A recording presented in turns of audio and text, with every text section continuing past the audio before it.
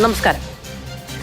തിരുവനന്തപുരത്ത് ഭരണസിരാ കേന്ദ്രത്തിന്റെ സെക്രട്ടേറിയറ്റിന് മുന്നിൽ കഴിഞ്ഞ ഏതാണ്ട് 10 ദിവസത്തോളമായി സംസ്ഥാനത്തെ ആശാ വർക്കർമാർ അടിസ്ഥാന വിഭാഗങ്ങളിലേക്ക് ഇറങ്ങിച്ചെന്ന് പ്രവർത്തിക്കുന്ന, അശരണർക്ക് താങ്ങായി പ്രവർത്തിക്കുന്ന ആശാ വർക്കർമാർ സമരത്തിലാണ്. 7000 രൂപ ശമ്പളം കൂട്ടണം എന്നുള്ളതാണ് സർക്കാരിന് മുന്നിൽ അവർ വെക്കുന്ന ആവശ്യം. ആ സമരം അത് അനാവശ്യ സമരം എന്നതടക്കമുള്ള നിശ്ചിതമായ വിമർശനം പോലും കേൾക്കേണ്ടി വന്നു സർക്കാരിൻ്റെ ഭാഗത്തുനിന്ന് ആശാ വർക്കർമാർക്ക്. നിലവിൽ അതിന് കഴിയില്ല, സാമ്പത്തിക പ്രതിസന്ധി ഉണ്ട് എന്നുള്ളതാണ് സർക്കാർ വ്യക്തമാക്കുന്നത്. റേഷൻ കടക്കാർ കഴിഞ്ഞ കുറച്ച് നാളുകൾക്ക് മുമ്പ് വലിയ സമരവും പ്രതിഷേധവുമായി എത്തി. അവരുടെ വേതന വർധനവുമായി ബന്ധപ്പെട്ട് സർക്കാർ അവരോട് പറഞ്ഞത് സാമ്പത്തിക പ്രതിസന്ധിയാണ്, പരിഹരിക്കാം എന്നാണ്.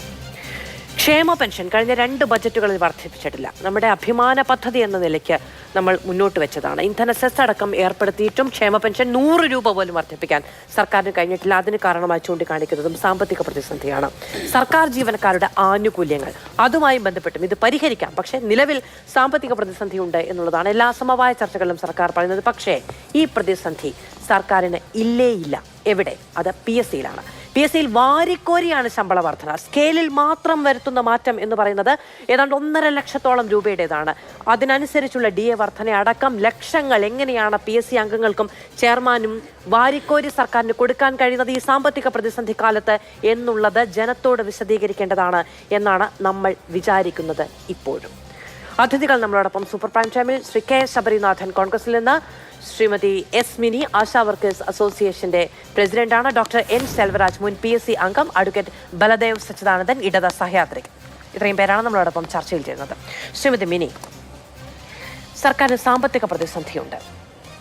7000 രൂപ ശമ്പള വർധനവിന് അവിടെ വരുന്നവർ സാമ്പത്തിക പ്രതിസന്ധി ഇല്ലാത്തവരല്ല. നേരത്തെ പറഞ്ഞതുപോലെ അടിസ്ഥാന വിഭാഗങ്ങൾക്കിടയിൽ പ്രവർത്തിച്ച് എത്ര തുച്ഛം 220 രൂപയോ മറ്റോ ആണ് ഒരു ദിവസത്തെ കൂലി എന്ന് പറയുന്നത്, അല്ലെ? അത്ര തുച്ഛമായ ശമ്പളത്തിന് വേണ്ടി പ്രവർത്തിക്കുന്ന ആളുകളാണ്. ഈ 10 ദിവസത്തെ സർക്കാരിന്റെ സമീപനം എന്താണ്? സർക്കാർ അങ്ങേയറ്റം ഒരു യുദ്ധം പ്രഖ്യാപിച്ചിരിക്കുകയാണെന്നാണ് ഞങ്ങൾ ഇന്നലത്തെയും ഇന്നത്തെ നടപടി കൊണ്ട് ഞങ്ങൾക്ക് മനസ്സിലാകുന്നത്. കാരണം 7000 രൂപ എന്ന് പറയുന്ന ഓണറേറിയം, അതിന് മാനദണ്ഡങ്ങളുണ്ട്, അത് വെട്ടിക്കുറയ്ക്കും. അത് കിട്ടുന്നതാകട്ടെ 3-4 മാസം കഴിയുമ്പോൾ കുടിശ്ശിക വരുമ്പോൾ 1 മാസത്തേത് കൊടുക്കും. ഇപ്പോൾ ഈ സമരം തുടങ്ങിയിട്ട് 11 ദിവസമായി. നിലവിൽ 2 മാസത്തെ ഓണററിയും 3 മാസത്തെ ഇൻസെൻറ്റീവും കുടിശ്ശികയുണ്ട്. സമരം തുടങ്ങി പിറ്റേ ദിവസം പറഞ്ഞത് ധനവകുപ്പിൻ്റെ ഒരു ഉത്തരവിറക്കിയിട്ട് 3 മാസത്തേത് ഞങ്ങൾ അനുവദിച്ചു എന്ന് പറഞ്ഞു. കഴിഞ്ഞ ദിവസങ്ങളിൽ നമ്മുടെ സോഷ്യൽ മീഡിയ വഴി വലിയ പ്രചരണം നടക്കുകയാണ്. കേരളത്തിൽ 13,200 രൂപ ആശാ വർക്കർമാർക്ക് ഓണറേറിയം നൽകുന്നുണ്ടെന്ന് സൈബർ പോരാളികൾ പടച്ചു വിട്ടുകൊണ്ടിരിക്കുക. പക്ഷേ ഇന്ന് വന്ന് 1 മാസത്തെ ഓണറേറിയം 6,300 രൂപ പലർക്കും, 7000 രൂപ തികച്ച് കിട്ടിയിട്ടില്ലെന്ന് ഓർക്കണം. അപ്പോൾ സാധാരണ ആളുകൾക്ക് നേരത്തെ ഇവിടെ സൂചിപ്പിച്ചതുപോലെ പണിയെടുക്കുന്ന വിഭാഗങ്ങൾക്ക് കൊടുക്കാൻ ഉദ്ദേശിക്കുന്നില്ല എന്ന് വ്യക്തമാക്കുന്നതാണ് ഇന്നലെ PSC ചെയർമാനും അംഗങ്ങൾക്കും ശമ്പള വർധനവ്, അതും ഇത്രയും ലക്ഷങ്ങൾ വാരിക്കൂരി കൊടുക്കാൻ തീരുമാനിച്ചത്. അത് നമ്മളോടുള്ളൊരു യുദ്ധപ്രഖ്യാപനമായിട്ടേ കരുതിയിട്ടുള്ളൂ. നിങ്ങൾക്ക് തരില്ല, റേഷൻ കടക്കാർക്ക് കൊടുക്കില്ല, അതുപോലുള്ള വിഭാഗങ്ങൾക്ക് കൊടുക്കില്ല എന്ന് കേരളത്തിൻ്റെ പൊതുസമൂഹം മനസ്സിലാക്കിക്കൊള്ളണം എന്നൊരു മെസ്സേജ് തന്നെയായിട്ടാണ് ഞങ്ങളതിനെ കാണുന്നത്. ഇതിപ്പോൾ ഈ സാമ്പത്തിക പ്രതിസന്ധി ഉണ്ട്, ഒന്ന് കാത്തിരുന്നിട്ടാണെങ്കിലും ഇതിലൊരു അനുഭാവപൂർവമായ നിലപാട് ഉണ്ടാകും എന്നെങ്കിലും പറഞ്ഞിട്ടുണ്ടോ? ഇല്ല, അങ്ങനെ ഒരു നിലപാട് തന്നെ ഇല്ല. സമരം അനാവശ്യമെന്ന് 2-ാം ദിവസം പറഞ്ഞു. പിന്നീട് ചർച്ച വെച്ചു. ചർച്ചയിൽ ഒന്നും ചർച്ച ചെയ്യാനൊന്നുമില്ല. കാരണം വിളിച്ചിട്ട് ചോദിക്കുമെന്ന് പറയുന്നത് ഞങ്ങൾ ധനവകുപ്പുമായിട്ട് ആലോചിക്കട്ടെ. അപ്പോൾ ഒരു സമരമുഖത്ത് നിൽക്കുന്ന ആളുകളെ ചർച്ചയ്ക്ക് വിളിക്കുന്നത് എന്തെങ്കിലും ഒരു സമവായം ഉണ്ടാക്കാനാണല്ലോ, മറിച്ച് അങ്ങനെയൊന്നും ഉണ്ടായിട്ടില്ല. പിന്നീട് ധനകാര്യമന്ത്രി പറയുന്നു ഈ സ്ത്രീകളെ കുത്തിയിളക്കി വിട്ടതാണെന്ന്.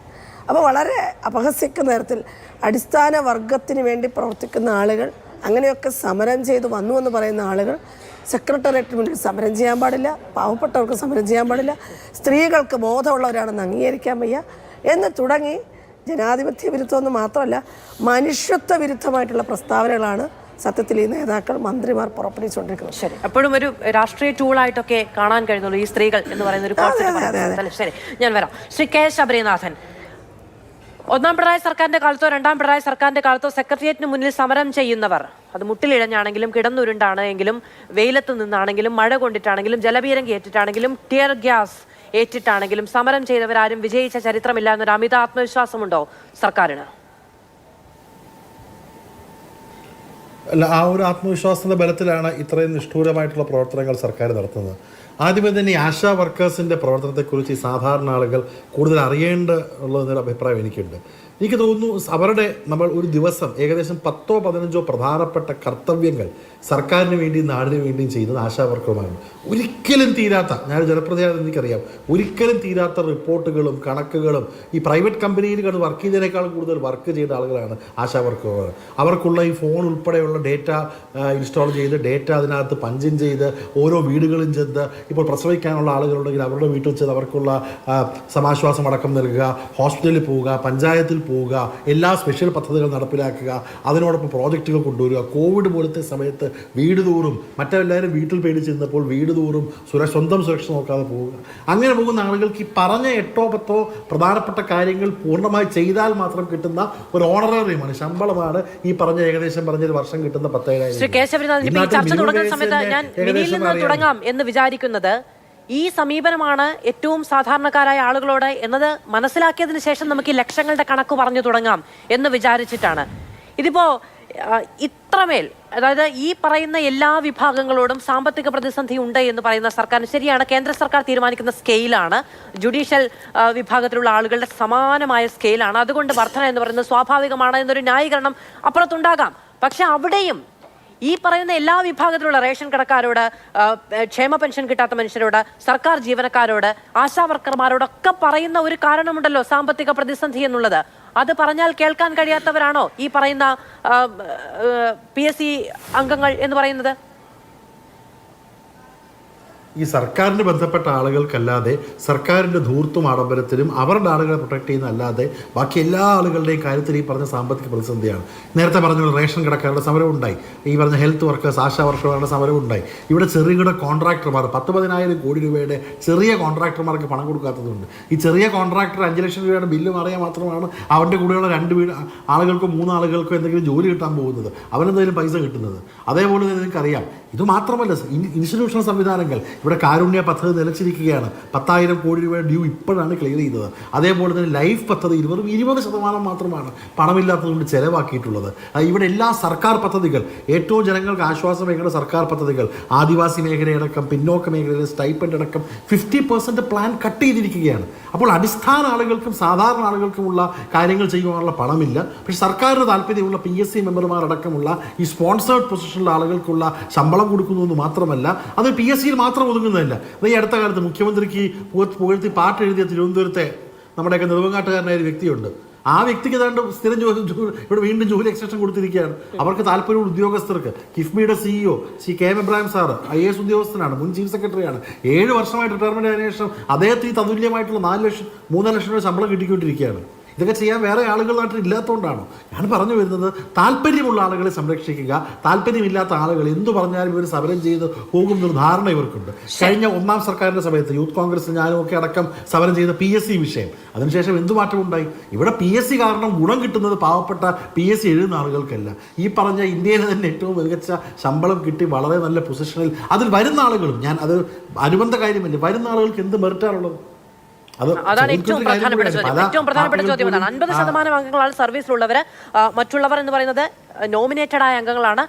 ഇന്ന ക്വാളിഫിക്കേഷൻ വേണമെന്നില്ല, ഇത്ര പ്രവൃത്തി പരിചയം വേണമെന്നില്ല, ഇന്ന മേഖലയിൽ പ്രവർത്തിച്ചവരാകണമെന്നില്ല, ആകെ വേണ്ടത് ഒരു നോമിനേഷൻ എന്നുള്ളത് മാത്രമാണ് എന്ന ഇടത്താണ് ഈ പറയുന്ന ആരോപണങ്ങൾക്കൊക്കെ ശക്തി കൂടുകയും ചെയ്യുന്നത്.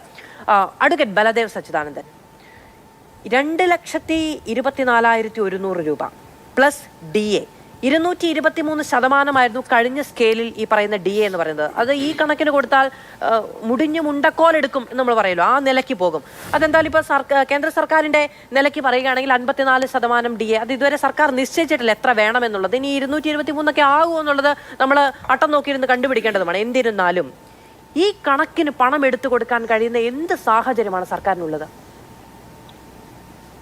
ഈ പറഞ്ഞ DA മെർജ് ചെയ്ത ശമ്പളമാണ് ഇപ്പോൾ നൽകിക്കൊണ്ടിരിക്കുന്നത്. ഇപ്പോൾ ആ DA ഒന്നും ഓർക്കില്ല. പിന്നെ ശമ്പള വർധനവ് നേരത്തെ ഇവിടെ മാധവ് തന്നെ പറഞ്ഞതുപോലെ ഇതൊരു സ്റ്റാറ്റ്യൂട്ടറി ബോഡിയാണ്. ഇതിന്റെ PSC നിലവിൽ വന്ന തന്നെ ആർട്ടിക്കിൾ 315 അനുസരിച്ചാണ് കേരള PSC വരുന്ന 1957 ആർട്ടിക്കിൾ 323 നിലവിൽ വരുന്നത്. അപ്പോൾ ഇത് കോൺസ്റ്റിറ്റ്യൂഷണൽ ബോഡിയാണ്. ഇതിന്റെ കാര്യങ്ങളൊക്കെ തീരുമാനിക്കുന്നത് യഥാർത്ഥത്തിൽ PSCയുടെ കാര്യങ്ങൾ തീരുമാനിക്കുന്ന ഇപ്പോഴുള്ള നിയമങ്ങളൊന്നുമല്ല. Government of India act 1919 PSC act establishment ചെയ്യുന്നു. സ്വാതന്ത്ര്യം കിട്ടുന്നതിന് മുമ്പേയുള്ള നിയമമാണ് ഗവൺമെന്റ് ഓഫ് ഇന്ത്യ ആക്ട്. അതിനെ തുടർന്നാണ് ആർട്ടിക്കിളിൽ ഇത് വരികയും PSC നിയമിക്കുകയും ചെയ്തു. അതുപോലെ ശമ്പള കമ്മീഷൻ അവർക്ക് സെൻട്രൽ സെക്രട്ടേറിയറ്റ് ബന്ധപ്പെട്ട് അതിന് ആനുപാതികമായിട്ടുള്ള ശമ്പള പരിഷ്കരണം നടപ്പിലാക്കണം പറഞ്ഞു. ഇപ്പോൾ വർഷങ്ങളായിട്ട് ശമ്പള പരിഷ്കരണം അവർക്ക് നടപ്പിലാക്കുന്നില്ല. കുറെ അധികം വർഷങ്ങളായിട്ട് അവർ ശമ്പള പരിഷ്കരണം ഡിമാൻഡ് ചെയ്തുകൊണ്ടിരിക്കുകയാണ്. ഇവിടെ പറഞ്ഞ എല്ലാ കാര്യങ്ങളും ശരിയാണ്. ആശാ വർക്കേഴ്സിന്റെ കാര്യത്തിൽ ഒരുപാട് അവർക്ക് വളരെ തുച്ഛമായ വേതനമാണ് അവർക്ക് ലഭിക്കുന്നത്. മറ്റു പല മേഖലകളിലും റേഷൻ കടക്കാരുടെ കാര്യം പറഞ്ഞിരുന്നു. അതുപോലെ കാരുണ്യ സ്കീമിനെ കുറിച്ച് പറഞ്ഞു. ഇങ്ങനെ ഒരുപാട് മേഖലകളിൽ സാമ്പത്തിക പ്രതിസന്ധിയുണ്ട്. പക്ഷെ ആ സാമ്പത്തിക പ്രതിസന്ധികളും ഇതുമായിട്ട് നമ്മൾ താരതമ്യം ചെയ്തു പോരുത്. കാരണം ഇത് 20 പേരാണ്, ഇവിടുത്തെ 21 പേരാണ് ചെയർമാൻ ഉൾപ്പെടെ അംഗീകരിച്ചിരിക്കുന്ന PSC മെമ്പർമാരുടെ എണ്ണം. അവർക്ക് ശമ്പളം കൂടുക എന്ന് പറഞ്ഞാൽ 1 ലക്ഷം 1.5 ലക്ഷം കൂടുമ്പോൾ ഒരു മാസം ഉണ്ടാകുന്ന അധിക ചെലവ് എന്ന് പറയുന്നത് 2-3 കോടി. അത് നമ്മുടെ ബജറ്റുമായിട്ട് കണക്കൂട്ടുമ്പോൾ അത് തുച്ഛമായൊരു തുകയാണ്. പക്ഷെ നമ്മൾ പുറത്ത് പറയുമ്പോൾ 1.5 ലക്ഷം രൂപ ഹൈക്ക് എന്ന് പറയുന്നത് വലിയൊരു തുകയാണ്. മൊത്തത്തിലെടുക്കുമ്പോൾ ആ തുക എന്ന് പറയുന്നത് നമ്മുടെ സാമ്പത്തിക ബജറ്റുമായിട്ട് നോക്കുമ്പോൾ നേരിയ തുക. അത് നമ്മുടെ സാമ്പത്തിക ബാധ്യതയെ നേരിട്ട് ബാധിക്കുന്ന കാര്യങ്ങളല്ല. പക്ഷെ എങ്കിൽ പോലും ഞങ്ങൾക്ക് പലർക്കും ഈ വലിയൊരു ഹൈക്കിനെ കുറിച്ച് ഞങ്ങൾക്ക് പലർക്കും അതിനകത്ത് എതിർപ്പ് ഞങ്ങൾ രേഖപ്പെടുത്തിയിട്ടുണ്ട്. ഇത്രയും വലിയൊരു ഹൈക്കിന്റെ ആവശ്യമില്ലായിരുന്നു. മാന്യമായ രീതിയിലൊരു ശമ്പള പരിഷ്കരണം അവരെയായിട്ട് 10 വർഷത്തിൽ കൂടുതലായിട്ട് ശമ്പള പരിഷ്കരണം ആവശ്യപ്പെടുന്നുണ്ട്.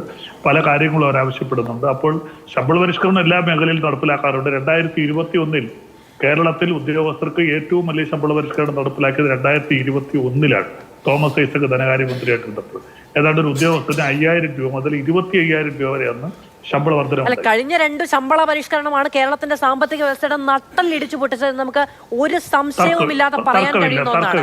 തർക്കമില്ലാത്ത കാര്യമാണ്. അതും കോവിഡ് കാലത്ത് 2021 നമുക്ക് അറിയാവുന്നതാണ്. കോവിഡ് കാലത്ത് മുക്തമായി വരുന്ന ഒരു ഇക്കണോമിയെ ഒരു സംസ്ഥാന സർക്കാരിന്റെ ബജറ്റിനെ അപ്പാടെ നേരത്തെ പറഞ്ഞതുപോലെ മുടിപ്പിച്ച ഒരു ശമ്പള വർധനയായിരുന്നു അത്. ഇതൊക്കെ സർക്കാർ ജീവനക്കാരുടെ അധികാരം, അവകാശം തുടങ്ങിയ കാര്യങ്ങളൊക്കെ പറയും. ഇത് 6 വർഷമാണ് മാക്സിമം സർവീസ് എന്ന് പറയുന്നത്. ഈ സർവീസിൽ നിന്ന് ഇറങ്ങിന്റെ പിറ്റേ മാസം തൊട്ട് പെൻഷൻ കിട്ടി തുടങ്ങും.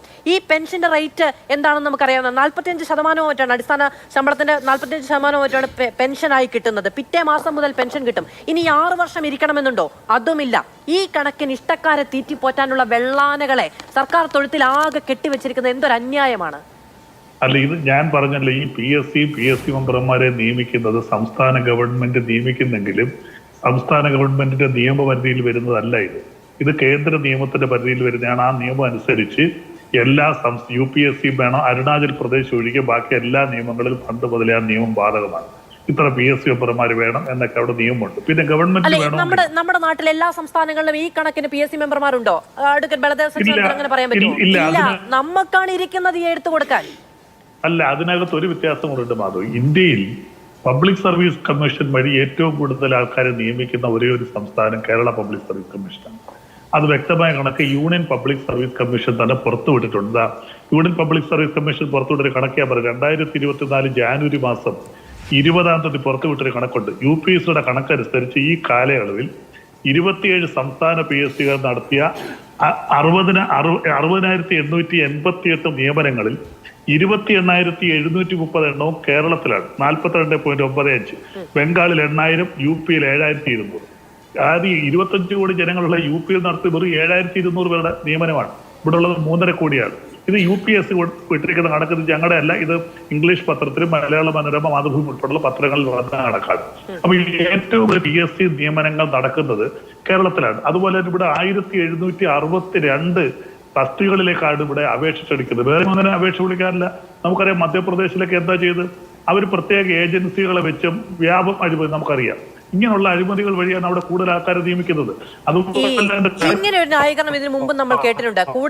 ഏറ്റവും കൂടുതൽ നിയമനം നൽകുന്നത് കേരള PSC ആണെന്നുള്ളത്. ഈ PSC അംഗങ്ങൾ നേരിട്ട് വട്ടമേശ കൂടിയിരുന്നിട്ടല്ലോ ഈ നിയമന സംവിധാനം ആകെ ഇതിന്റെ പരീക്ഷ പേപ്പർ ക്വസ്റ്റ്യൻ മാർക്ക് ഇടുന്നതും ക്വസ്റ്റ്യൻ പേപ്പർ ഉണ്ടാക്കുന്നതും എക്സാം എഴുതിക്കുന്നതും ഇതൊക്കെ കൃത്യമായ ഒരു സംവിധാനം അവിടെ ഉദ്യോഗസ്ഥരും അടക്കമുള്ള കാര്യങ്ങളുണ്ട്. മേൽനോട്ടത്തിന് വേണ്ടിയിട്ടാണല്ലോ ഈ സംവിധാനമുള്ളത്. ഇനി അവിടെ പോകട്ടെ, 50% എന്ന് പറയുന്ന സർവീസിലിരിക്കുന്ന ആളുകൾ, ഈ മറ്റ് 50% ആളുകളോ? ഇവർ ഇതൊക്കെ ചെയ്യാനുള്ള കൃത്യമായ ക്വാളിഫിക്കേഷൻ ഉള്ളവരാണെന്ന് ഉറപ്പാക്കിയിട്ടാണോ ഈ സംവിധാനം ജോലിക്കെടുക്കുന്നത്?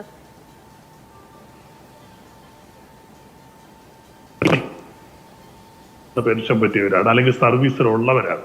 അല്ലാതെ പുതിയ 8 പേരെ അതിനൂടെ ചർച്ചയൊക്കെ വന്നിരുന്നു. ഞങ്ങളൊക്കെ ചർച്ചയിൽ ബന്ധപ്പെട്ടതാണ്. അത് വേറെ ഒരു NCPയുടെ ഒരു നിയമനമായിട്ട് ബന്ധപ്പെട്ടാണ് 8 പേരെയും ഉദ്യോഗസ്ഥരെ എടുത്താൽ മതി തീരുമാനിച്ചു. ആ 21-ൽ 8 പേരെ നിയമിച്ചു. 8 പേരും ഗവൺമെന്റ്. അതെ, ഞാൻ മറ്റുള്ളവരുടെ കാര്യം പറഞ്ഞത്. ഈ 50% ശരി, നമ്മുടെ സർവീസിലുള്ളവർ, ക്വാളിഫൈഡ് ആയിട്ടുള്ള ആളുകൾ. മറ്റുള്ളവർ ഈ നോമിനേറ്റ് ചെയ്യപ്പെടുന്ന ആളുകളോ? അവരുടെ ക്വാളിഫിക്കേഷൻ എന്താണ്? ഈ സംവിധാനമാകെ കുറ്റമറ്റ രീതിയിൽ മുന്നോട്ട് കൊണ്ടുപോകാനും മികച്ച കാര്യക്ഷമതയോടെ പ്രവർത്തിക്കാനും ഉതകുന്നവരാണെന്ന് ഉറപ്പുവരുത്തിയിട്ടുള്ള നിയമനമാണോ? അല്ല. ഞാൻ പറഞ്ഞല്ലോ, അവരുടെ ക്വാളിഫിക്കേഷനെ കുറിച്ച് തീരുമാനിക്കേണ്ടത് കേന്ദ്ര നിയമമാണ്. യൂണിയൻ പബ്ലിക് സർവീസ് കമ്മീഷന്റെ കീഴിലാണ് വരുന്നത്. അവരുടെ ആകെ പറയുന്നത് എന്താ? ചെറിയ സാങ്കേതിക പ്രശ്നമുണ്ട് ശ്രീ. ഞാൻ അങ്ങയിലേക്ക് വരാം. ഡോക്ടർ എൻ സെൽവരാജ്, 2006 അവസാനത്തെ ശമ്പള പരിഷ്കരണം PSC അംഗങ്ങൾക്ക് ഉണ്ടാകുന്നത്. 2016 10 വർഷത്തിൽ സ്വാഭാവികമായ ശമ്പള പരിഷ്കരണം ഉണ്ടാവേണ്ടതാണ്. അതുകൊണ്ടാണ് 2016 മുതലുള്ള മുൻകാല പ്രാബല്യത്തോടുകൂടി ശമ്പള പരിഷ്കരണത്തിന്റെ കുടിശ്ശിക അടക്കം വേണം എന്നൊരാവശ്യം ഈ പറയുന്ന PSC അംഗങ്ങളൊക്കെ മുന്നോട്ട് വെക്കുകയും ചെയ്യുന്നത്. അത് സർക്കാർ നിരസിച്ചിട്ടുമുണ്ട്. പക്ഷേ ഈ സ്കെയിൽ വർധന എന്ന് പറയുന്നത് ശരിയാണ്, കേന്ദ്ര മാനദണ്ഡം അനുസരിച്ച് ആണ് എന്ന് പറഞ്ഞാൽ പോലും ഇത് കുറച്ച് കടന്ന കൈയല്ലേ? ഏതാണ്ട് ഇരട്ടിയോളമാണ്. എത്ര ശതമാനം വർധനയാണ് ഉണ്ടാകുന്നത്? ആ ശതമാനക്കണക്കിലുള്ള വർധന മറ്റേതെങ്കിലും സർവീസിൽ ബാധകമാണോ? പറഞ്ഞു. PSC മെമ്പർമാർ അധികമായി ശമ്പളം വാങ്ങുന്നു എന്നുള്ളത് പരക്കെ ഉണ്ടാകുന്ന ഒരു പരാതിയാണെന്ന് ഞാൻ മനസ്സിലാക്കുന്നു. ഇതിൽ 2 കാര്യങ്ങൾ പ്രധാനമായി ശ്രദ്ധിക്കേണ്ടത്. PSC അംഗങ്ങൾ എന്ന് പറയുന്ന ഭരണഘടനാ പദവിയുള്ള സ്ഥാനത്തേക്ക് വരുന്ന ആളുകളാണ്. 50% ആളുകൾ സർവീസിൽ നിന്നും, അതായത് മിനിമം 10 വർഷം സർവീസ് പൂർത്തിയാക്കിയ ആളുകൾ 50%. മറ്റ് 50% സർവീസിലല്ലാത്ത ആളുകൾ. കാലാകാലങ്ങൾ ഗവൺമെൻറ് വളരെ മോശം ക്വാളിഫിക്കേഷനുള്ള ആളുകൾ ആരെയും കൊണ്ടുവന്നിട്ടില്ല. അവരുടെ നിശ്ചയ ഒരു ക്വാളിഫിക്കേഷൻ ഉണ്ട്. ആ ക്വാളിഫിക്കേഷൻ അത് എഴുതപ്പെടാത്ത ഒരു ക്വാളിഫിക്കേഷൻ ഉണ്ട്. അതനുസരിച്ചാണ് വരുന്നത്. എഴുതപ്പെടാത്ത ക്വാളിഫിക്കേഷൻ എന്ന് പറഞ്ഞാൽ എന്താണ്? പ്രത്യേകിച്ച് ക്വാളിഫിക്കേഷൻ എഴുതി വെച്ചിട്ടില്ല. അതാണ് എഴുതപ്പെടാത്ത ക്വാളിഫിക്കേഷൻ. വേണ്ട. മാത്രമല്ല സർവീസ് സംഘടനകളിൽ നല്ല അപ്രമാദിത്വമുള്ള ആളുകൾക്ക്, ഇഷ്ടക്കാർക്ക് നേരിട്ടൊരു റിക്രൂട്ട്മെന്റ്. അങ്ങനെയാണെങ്കിൽ PSC സ്കെയിലിൽ ശമ്പളം മേടിക്കാം.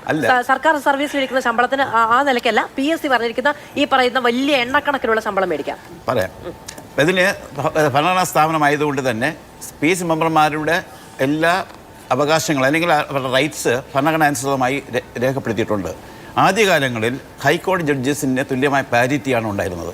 കോൺസ്റ്റിറ്റ്യൂഷൻ പോസ്റ്റാണത്. തുടർന്ന് വന്ന കാലങ്ങളിൽ അത് ഇപ്പോൾ ജില്ലാ ജഡ്ജിയുടെ തുല്യ പദവിയിലേക്ക് മാറ്റി. അപ്പോൾ 2006 ഏറ്റവും അവസാനമായി ശമ്പളം പരിഷ്കരിച്ചത്. അത് കഴിഞ്ഞ് 2016 കിട്ടേണ്ടതായിരുന്നു. പക്ഷേ ജുഡീഷ്യൽ ഓഫീസേഴ്സിൻ്റെ ശമ്പളം പരിഷ്കരിച്ചതിന് ശേഷം മാത്രമേ ഇത് പരിഷ്കരിക്കൂ എന്നുള്ള ഒരു കീഴ്വഴക്കം പാലിച്ചുകൊണ്ടാണ് ബഹുമാനപ്പെട്ട സർക്കാർ അതിന് ഡിലേ ചെയ്തത്.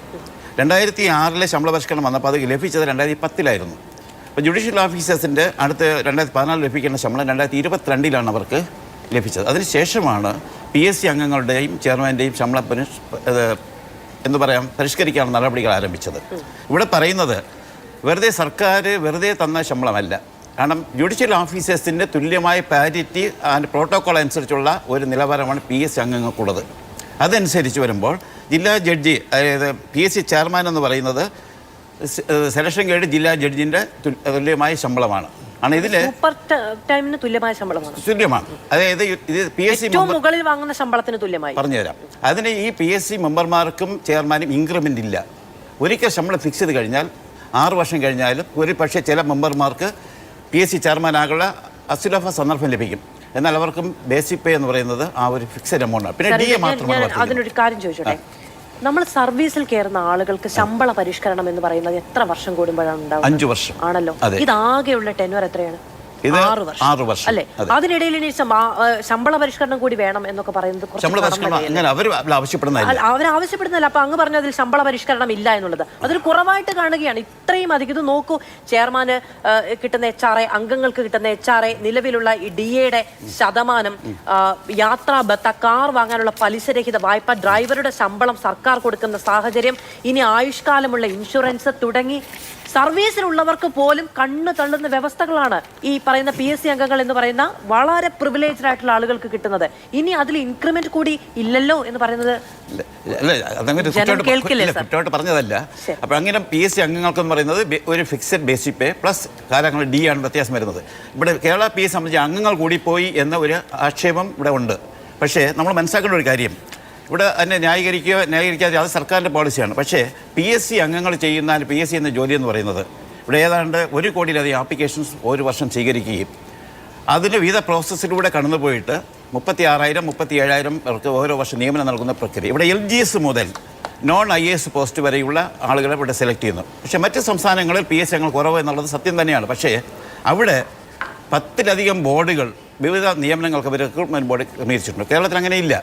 എല്ലാ LGS മുതൽ നോൺ IAS പോസ്റ്റ് വരെയുള്ള എല്ലാ ഈ ഇടയ്ക്ക് KS വരെയുള്ള എല്ലാ നടപടിക്രമങ്ങളും ചെയ്യുന്നത് കേരള PSC ആണ്. അത് ജനങ്ങളുടെ വിശ്വാസമാണത്. സത്യസന്ധമായും സുതാര്യമായും ചെയ്യുമെന്നുള്ള വിശ്വാസം.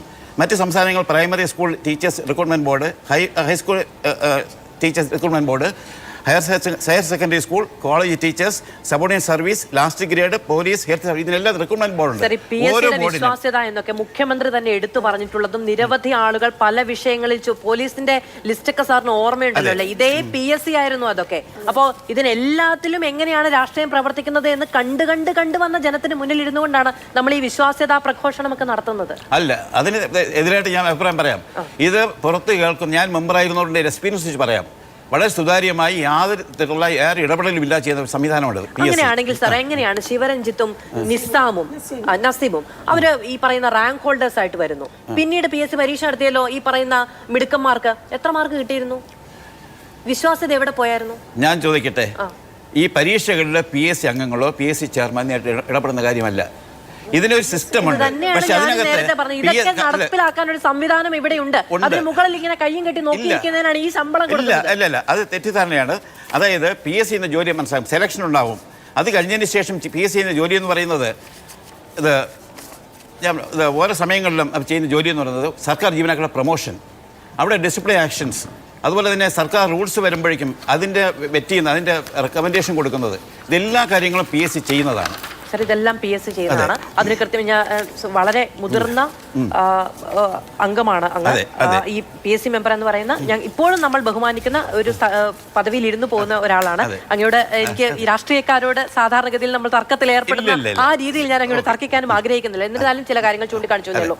ശ്രീമതി മിനി, ഇതിൽ സർക്കാർ എന്ന് പറയുമ്പോൾ നമ്മളെ ഭരിക്കാൻ വേണ്ടി നമ്മൾ തിരഞ്ഞെടുത്തിരിക്കുന്ന ആളുകൾക്ക് കമ്മിറ്റ്മെന്റ് ആരോടാണ് എന്നൊരു ചോദ്യമുണ്ട്. അത് ഏറ്റവും സാധാരണക്കാരന് അടിസ്ഥാനപരമായി വിശ്വസിക്കുന്നതാണ് ഞങ്ങളോടാണ് കമ്മിറ്റ്മെന്റ് എന്നുള്ളതാണ്. ക്ഷേമ പെൻഷൻ എന്നൊരു പ്രഖ്യാപനം സംസ്ഥാന സർക്കാരിന്റെ ഭാഗത്തു നിന്നുണ്ടാകുന്നു. തുടർച്ചയായി വർദ്ധിപ്പിക്കും, 2600 രൂപയാക്കും എന്ന പ്രഖ്യാപനമൊക്കെ വരുമ്പോൾ നമ്മുടെ സർക്കാർ എന്ന ആത്മവിശ്വാസമാണ് ഒരു ജനതയെ നയിക്കുന്നത്. അവിടെയാണ് ഈ സാധാരണക്കാർ സമരവുമായി ചെന്ന് നിൽക്കുമ്പോൾ അതൊരു അനാവശ്യ സമരമാണ് എന്ന് പറയുന്നതും അപ്പുറത്ത് ഇത്രയും പ്രിവിലേജായ മനുഷ്യന്മാർക്ക് നേരത്തെ ഈ പറഞ്ഞ ആനുകൂല്യങ്ങളൊക്കെ ഇവരുടെ കഷ്ടനഷ്ടങ്ങളുടെ പട്ടികയിലാണോ പെടുത്തിയിരിക്കുന്നതെന്ന് നമുക്ക് അത്ഭുതപ്പെടേണ്ടി വരും. അപ്പോൾ അങ്ങനെയുള്ളവരെ അകമഴിഞ്ഞ് സഹായിക്കുകയും ചെയ്യുന്നത്. അപ്പോൾ ഈ കമ്മിറ്റ്മെന്റ് ആരോടാണ്? ഗവൺമെന്റിന്റെ മുൻഗണനാക്രമം മാറിയിരിക്കുന്നു എന്ന് നമ്മൾ തിരിച്ചറിയാനുള്ളൊരു സന്ദർഭം കൂടെയാണ് ഈ സമരം.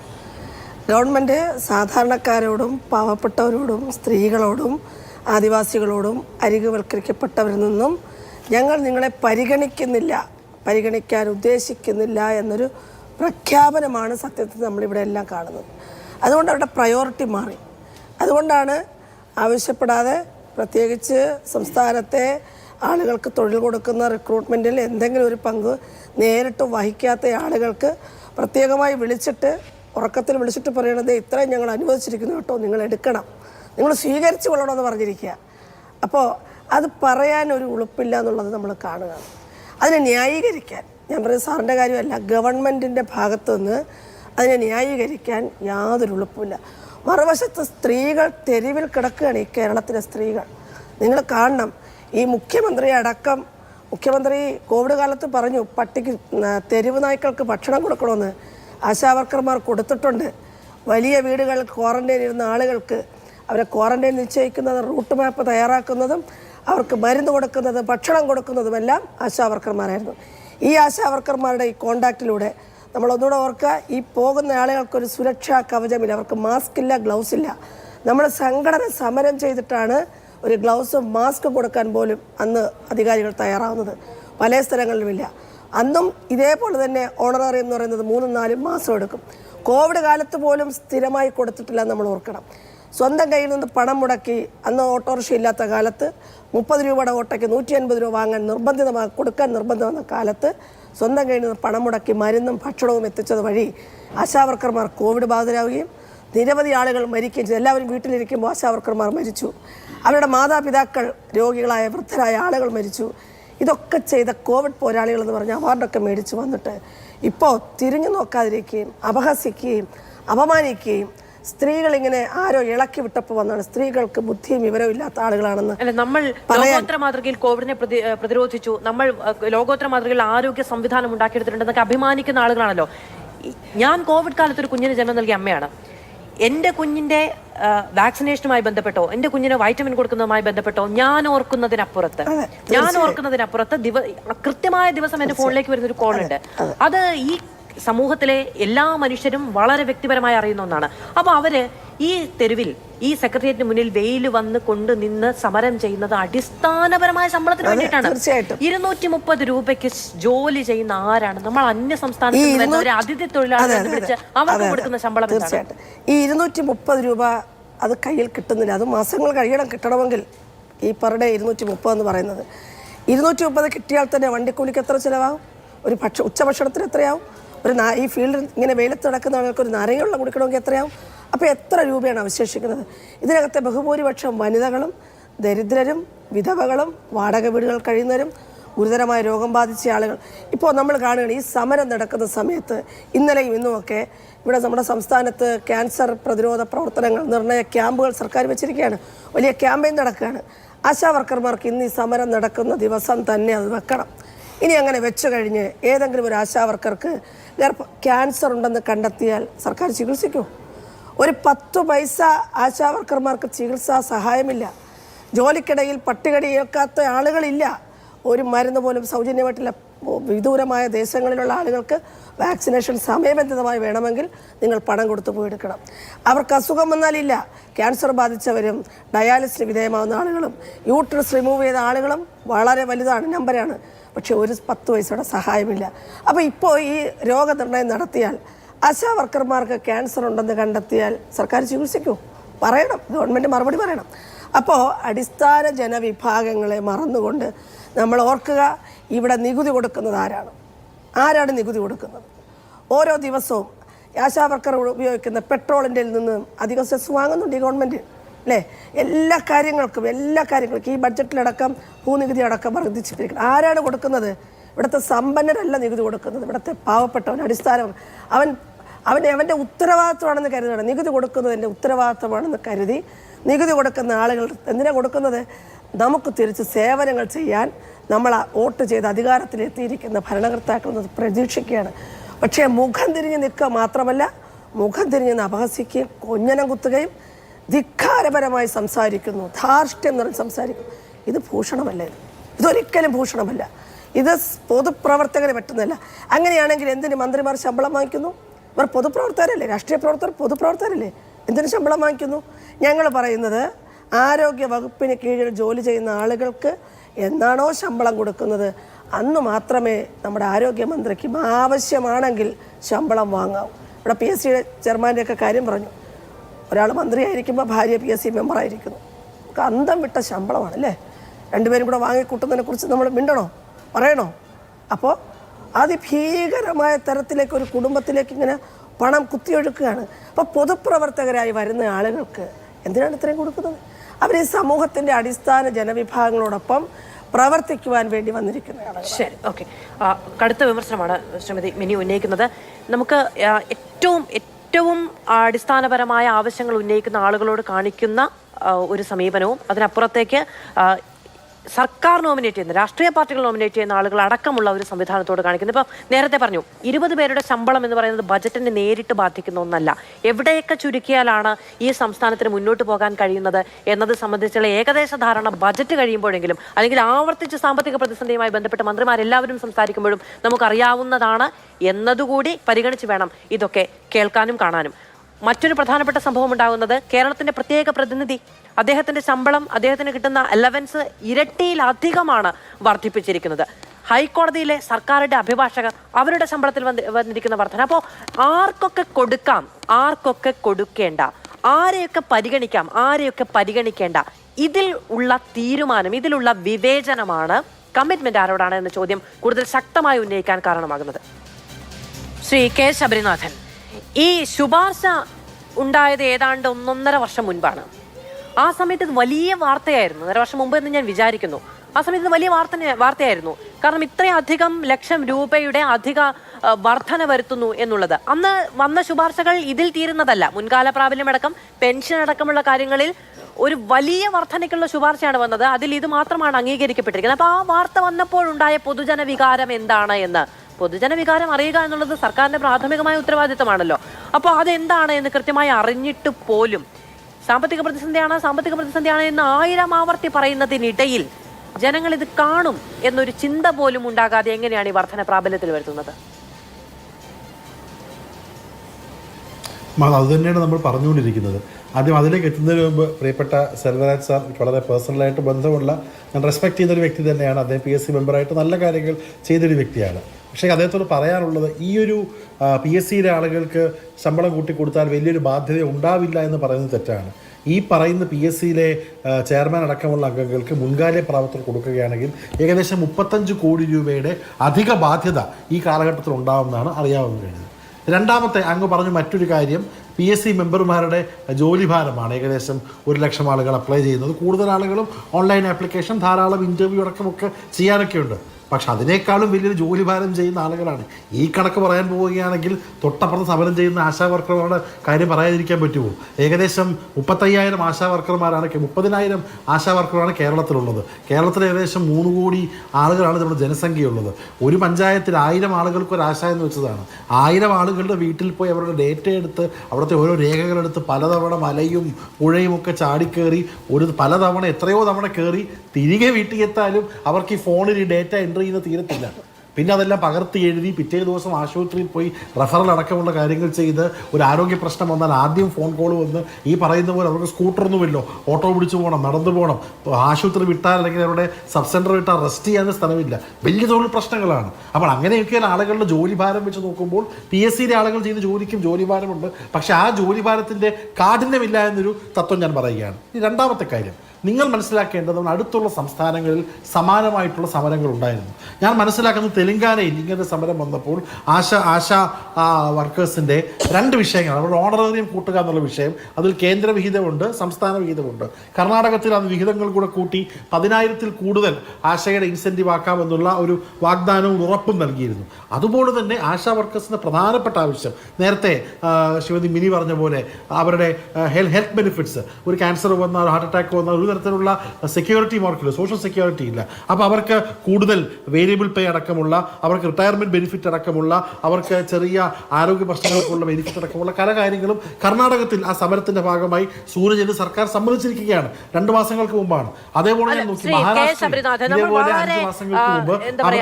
വളരെ കാഴ്ചപ്പാടോടുകൂടി സംവിധാനത്തെ മുന്നോട്ട് കൊണ്ടുപോകുന്നു എന്നൊക്കെയാണല്ലോ പറയുന്നത്. ഇപ്പൊ ഈ PSC അംഗങ്ങൾക്ക് വാഹനം വാങ്ങാൻ, കാർ വാങ്ങാൻ പലിശരഹിത വായ്പയൊക്കെ കൊടുക്കുന്നു തുടങ്ങിയ ഒരുപാട് ആനുകൂല്യങ്ങളെ പറ്റി കേൾക്കുന്നുണ്ട്. ഇത് നോക്കൂ, ഈ സ്ത്രീകൾ അവർക്കാണ് ഈ ഒരു 2 വീലർ വാങ്ങാനുള്ള പലിശരഹിത വായ്പ കൊടുക്കുന്നത് എന്ന് വിചാരിക്കാം. നമ്മുടെ സമൂഹം അപ്പാടെ മാറുകയാണല്ലോ, എത്ര വീടുകളിലേക്ക്, എത്ര ആളുകളിലേക്ക്. അപ്പോൾ അതിൽ കാഴ്ചപ്പാടിന്റെ പ്രശ്നം എന്ന് പറയുന്നത് എത്ര വലുതാണ്. ഇത്രയും വലിയ എമൗണ്ട് ശമ്പളം വാങ്ങുന്ന ആളുകൾക്ക് പലിശരഹിത വായ്പയുടെ ആവശ്യമുണ്ടോ എന്നുള്ളതൊരു കാര്യം. അപ്പുറത്ത് പലിശ എന്ന് പറയുന്നത്, ഈ കഴുത്തറപ്പൻ പലിശ കൊടുത്ത് വാഹനം വാങ്ങാൻ ശേഷിയില്ലാത്ത സമൂഹത്തിന് വേണ്ടി നിരന്തരം 24 മണിക്കൂറും പ്രവർത്തിക്കുന്ന കുറെ അധികം സ്ത്രീകൾ. ഇതിൽ ആരിലേക്കാണ് നമ്മുടെ ഈ കാഴ്ചപ്പാടും ഭാവനാശേഷിയും ചെല്ലേണ്ടത്? തീർച്ചയായിട്ടും മധു, ആ പറഞ്ഞ ആലോചിച്ചപ്പോഴാണ് ബഡ്ജറ്റിലൊരു കാര്യം തീരുമാനിച്ചത്. 15 വർഷത്തെ വാഹനങ്ങൾ മാറ്റി 100 കോടി രൂപ ചിലവാക്കി പുതിയ ഇന്നോവ പോലത്തെ കാറുകൾ വാങ്ങിക്കുകയാണ്. ഇലക്ട്രിക് വാഹനങ്ങൾക്കുള്ള നികുതി കൂട്ടുകയും ചെയ്തു. സത്യം പറഞ്ഞാൽ ഈ 100 കോടി കാറ് വാങ്ങിക്കുന്നതിന് പകരം കേരളത്തിലെ 35,000 ആശാവർക്ക് ഇലക്ട്രിക് വെഹിക്കിളോ ഇലക്ട്രിക് സ്കൂട്ടറോ വാങ്ങിച്ചു കൊടുത്താൽ കൂടുതൽ മെച്ചപ്പെട്ടവർക്ക് പ്രവർത്തനം നടത്തുന്ന സമയത്ത് പോലും നല്ലൊരു ആശയമാണ്. അപ്പോൾ ഞാൻ പറഞ്ഞില്ലേ, മന്ത്രി ചോദിച്ചു എന്തിനാണ് ഇവർ സമരം ചെയ്യുന്നത്, ആരെങ്കിലും പ്രേരിപ്പിച്ചാന്നുള്ളത്. ഇത് കാറൽ മാർക്സ് ഉൾപ്പെടെ പണ്ട് പറഞ്ഞിട്ട് workers of the world unite എന്നാണ്. സർവ്വലോക തൊഴിലാളികൾ സംഘടിപ്പിക്കുക, നിങ്ങൾ ആരെയും പേടിക്കേണ്ട, അവരുടെ ചങ്ങലകൾ പൊട്ടിച്ചു വരാനാണ് കമ്മ്യൂണിസം പറയുന്നത്. അങ്ങനെയുള്ള ആളുകൾ പറഞ്ഞ ആ പാർട്ടി തന്നെ ഇവർ മറ്റാരുടെയൊക്കെ താല്പര്യപ്രകാരം സമരം ചെയ്യുകയാണെന്ന് പറഞ്ഞത് തീർച്ചയായിട്ടും കമ്മ്യൂണിസ്റ്റ് ആശയങ്ങൾക്കെതിരാണ്. മറ്റ് സംസ്ഥാനങ്ങൾ, ഞാൻ പറഞ്ഞ കർണാടകവും തമിഴ്നാടും ഞാൻ ജസ്റ്റ് ഒന്ന് നോക്കിയോളൂ, മഹാരാഷ്ട്ര അടക്കമുള്ള പല പ്രദേശങ്ങളിലും പ്രോഗ്രസീവായിട്ടുള്ള മാറ്റങ്ങൾ ആശാ വർക്കേഴ്സിനെ സംബന്ധിച്ച് ഉണ്ടാവുകയാണ്. അതിൽ ഏറ്റവും കൂടുതൽ ആദ്യം ചെയ്യേണ്ട സംസ്ഥാനം കേരളമല്ലേ. നമ്മൾ നാളെ അവിടെ ഇൻവെസ്റ്റേഴ്സ് മീറ്റിൻ്റെ പരസ്യം നിങ്ങളുടെ ചാനലിൽ ഞാനിപ്പോൾ കണ്ടു. ഇൻവെസ്റ്റേഴ്സ് മീറ്റിൽ നാളെ മുഖ്യമന്ത്രി സംസാരിക്കുമ്പോഴൊക്കെ ആദ്യം പറയാൻ പോകുന്നതും ഘോരം പ്രസംഗിക്കാൻ പോകുന്നതും കേരളത്തിൻ്റെ ആരോഗ്യരംഗത്തെക്കുറിച്ചാണ്. ആ ആരോഗ്യരംഗത്തെ കേരളത്തിൻ്റെ ഈ ആരോഗ്യരംഗത്തെ ഈ സ്വന്തം ചുമലിൽ വെക്കുന്ന ഈ പാവപ്പെട്ട ആശാ വർക്കേഴ്സ് അടക്കമുള്ള നമ്മുടെ ആരോഗ്യ സംവിധാനമാണ്. അവരുടെ സെക്രട്ടേറിയറ്റിൽ സമരം കിടക്കുമ്പോൾ വെറും 3000 രൂപ മാസം കൂട്ടാനുള്ള കാര്യത്തിന് പോലും സമരം ചെയ്യുമ്പോൾ നിങ്ങൾ അതേ ആരോഗ്യരംഗത്തിൻ്റെ മേന്മ പറഞ്ഞുകൊണ്ട് നാളെ വിദേശ ഇൻവെസ്റ്റേഴ്സ് വിളിക്കുകയാണ്. അപ്പം അത് മാറണം. ഇവിടെ വികസനം വേണം, പുതിയ പദ്ധതികൾ വേണം, PSCയിൽ നല്ല ആളുകൾ വരണം. അതിനോടൊപ്പം അടിസ്ഥാന വർഗ്ഗക്കാർക്ക് ഈ പറഞ്ഞ ആശാ വർക്കേഴ്സ്, അംഗൻവാടി അടക്കമുള്ള ആളുകളുടെ നമ്മുടെ സംവിധാനം എന്താണ്? നമ്മൾ ഈ വളർന്ന ഈ സംസ്ഥാനം ഇങ്ങനെ ആയതും മറ്റ് സംസ്ഥാനങ്ങളെക്കാളും മെച്ചപ്പെട്ട വിദ്യാഭ്യാസ ആരോഗ്യ ഹ്യൂമൻ ഡെവലപ്മെൻറ്റ് ഇൻഡിക്കേറ്റേഴ്സ് ഉണ്ടാകുന്നതിൻ്റെ പ്രധാനപ്പെട്ട കാരണം നമ്മുടെ ഒരു വർക്ക് ഫോഴ്സാണ്. നിങ്ങൾ ഇടതുപക്ഷ ഇക്ബാൽ സാറൊക്കെ എഴുതിയ റിപ്പോർട്ട് വായിച്ചു നോക്കിയോ, അല്ലെങ്കിൽ ലാൻസെറ്റ് റിപ്പോർട്ട് വായിച്ചു. എല്ലായിടത്തും പറയുന്ന കേരളത്തിനെ പോലെ ഇത്ര മൊബിലൈസ് ചെയ്യാൻ പറ്റുന്ന നല്ല ഒരു ഫുട്ട് ഓൺ സ്ട്രീറ്റ് വാരിയേഴ്സ്, ഈ സ്ത്രീകളെ കുറിച്ചാണ് പറയുന്നത്. കോവിഡ് സമയത്തും വോട്ടും സർക്കാർ PR നടത്തിയപ്പോഴും അതിൻ്റെ ഏറ്റവും കൂടുതൽ കയ്യടി കിട്ടിയത് ഈ പറഞ്ഞ സാധാരണ കോവിഡുള്ള സമയത്ത് പോലും തനിക്ക് കോവിഡ് വരുമ്പോൾ ഒന്ന് ഭയക്കാതെ വീട്ടിൽ നിന്ന് വെളിയിറങ്ങി ഡേറ്റ എടുക്കാൻ പോയ സ്ത്രീകളെയാണ്. ആ സ്ത്രീകളാണ് നമ്മുടെ ആരോഗ്യരംഗത്തിൻ്റെ ശക്തി. ഡോക്ടർമാർ കീഴെയുള്ള ഈ വലിയൊരു സംവിധാനം, ആ സംവിധാനത്തെ പുഷ്ടിപ്പെടുത്തുക എന്നതിലുപരി ആ സംവിധാനത്തിലുള്ള ബേസിക് കാര്യങ്ങൾ, ബെയർ മിനിമം റിക്വയർമെൻറ്റ്സ് ആണ്, അടിസ്ഥാന ആവശ്യങ്ങളാണ്. ഈ പറഞ്ഞ 7000 രൂപ ഇന്നത്തെ കാലത്ത് ഞാനൊരു ജോലിയും താരതമ്യം ചെയ്ത് പറയുകയല്ലേ. ഇവിടെ അല്ലാതെ വർക്കിന് പോകുന്ന ആളുകൾക്കൊക്കെ ഒരു ദിവസം ജോലി ചെയ്യുകയാണെങ്കിൽ ഡെയിലി വേസ് നമ്മൾ ഈ പറഞ്ഞ തിരുവനന്തപുരത്ത് നമ്മളൊരു നഗരത്തിൽ ഒരു ഇലക്ട്രീഷ്യനുള്ള ശമ്പളം എത്രയാണ്, അല്ലെങ്കിൽ അൺസ്കിൽഡിനുള്ള ശമ്പളം എത്രയാണ്? ഇത് അൺസ്കിൽഡ് ജോലിയല്ല. ഇവർക്കിത് ഫോണിലടക്കം യൂണിസെഫിൻ്റെ പല രേഖകളടക്കം പ്രധാനപ്പെട്ട കൃത്യനിർവഹണം നടത്തുന്ന ആൾക്കാരാണ്. ഇത് പറയുമ്പോൾ അൺസ്കിൽഡ് എന്ന് പറഞ്ഞാൽ അൺസ്കിൽഡ് ജോലിയല്ല, അത് വലിയ സ്കിൽ ആവശ്യമുള്ളതാണ്. ആർക്കെങ്കിലും ഒരു അസുഖമുണ്ടെങ്കിൽ പ്രത്യേകിച്ച് ആദിവാസി മേഖലയിൽ പോകുന്ന ആളുകളൊക്കെ എന്ത് കഷ്ടപ്പെട്ടാണ് പോകുന്നത്. തീരദേശത്ത് അവിടെയൊക്കെ പോകുന്ന ആളുകൾ ജീവൻ പണയം വെച്ച് പോകുന്ന ആളുകളുണ്ട്. ഈ പറഞ്ഞ ഇടുക്കിയിലും വയനാടും ഒക്കെ ആന ചൂട്. എനിക്ക് പണ്ടൊരു കഥ അറിയാം. നമ്മുടെ ഒരു അംഗൻവാടി ടീച്ചറുണ്ട്. ആ ടീച്ചർ അംഗൻവാടി പോയിട്ട് തിരിച്ചു വരാൻ പറ്റുന്നില്ല, കാരണം വഴിയിൽ ആന ഇറങ്ങി. 2 ദിവസം അംഗൻവാടിയിൽ തന്നെ ഒറ്റയ്ക്ക് ഇരിക്കുകയായിരുന്നു, ആന പോയിട്ട്. ഇങ്ങനെയൊക്കെ ഏറ്റവും കടുത്ത സാമൂഹിക സാഹചര്യങ്ങളിൽ വന്ന ആളുകളെ സഹായിക്കാനുള്ളൊരു ബേസിക് കേർട്സി സർക്കാർ കാണിക്കണം. മറ്റ് സംസ്ഥാനങ്ങളിൽ ചെയ്ത പോലെയുള്ള കൂടുതൽ ഇൻസെൻറ്റീവ് അടക്കമുള്ളവർക്ക് ചെയ്യണം. പിന്നെ PSCയുടെ നേരത്തെ അദ്ദേഹം സ്റ്റാറ്റ്യൂട്ടറി, ശരിയാണ്, സ്റ്റാറ്റ്യൂട്ടറി ബോഡിയാണ്. UPSCയും സ്റ്റേറ്റ് PSCയും 325 കോൺസ്റ്റിറ്റ്യൂഷണൽ ബോഡിയാണ്. പക്ഷേ UPSCയുടെ നിയമത്തിൽ എവിടെയും 6 മാസം കൊണ്ട് ശമ്പളം കൂട്ടണം, അല്ലെങ്കിൽ ശമ്പളം കൂട്ടിയില്ലെങ്കിൽ അവർക്ക് ജില്ലാ ജഡ്ജി അടക്കമുള്ള ഡിസ്ട്രിക്ട് ജഡ്ജിയുടെ ശമ്പളം കൊടുത്തില്ലെങ്കിൽ അത് സർക്കാരിനെതിരെ ലയബിലിറ്റി ആവുന്ന ഒരിടത്തും ആക്ടിൽ പറയുന്നില്ല. ഭരണഘടന നോക്കുകയാണെങ്കിൽ അപ്പോയിൻമെന്റ് ഓഫ് PSC മെമ്പേഴ്സ് ഉണ്ട്, അവരുടെ വർക്കിംഗ് അറേഞ്ച്മെന്റ് ഉണ്ട്, അവരുടെ റിട്ടയർമെന്റിലുണ്ട്, അവരുടെ ഡിസ്ക്വാളിഫിക്കേഷൻ ഉണ്ട്, അവരെന്തൊക്കെ പ്രവർത്തികൾ ചെയ്യണമെന്നല്ലാതെ ഒരിടത്തും ഈ ശമ്പളം കൊടുത്തിട്ട് 2 മാസത്തിന് ശമ്പളം കൊടുത്തില്ലെങ്കിൽ, അല്ലെങ്കിൽ പുതിയ ശമ്പളം കൊടുത്തില്ലെങ്കിൽ സർക്കാരിനെ പിരിച്ചുവിടുന്ന ഒരിടത്തും പറയുന്നില്ല സാറേ. അത് വേണമെങ്കിൽ പിടിച്ചു വെക്കാവുന്നതാണ്. വാങ്ങുന്ന ആളുകളാണ് ഈ പറയുന്ന ഒരു ഇത്രയും പരിഗണന അധികം കൈപ്പറ്റുന്നത് എന്നുള്ളതാണ്. ഇത് സർക്കാരിന് കൊടുക്കണമെങ്കിൽ കൊടുക്കാം, പക്ഷേ ഏതു കാലത്ത് എന്നുള്ളത് സർക്കാർ കൃത്യമായി വിശദീകരിക്കേണ്ട കാര്യം തന്നെയാണ്.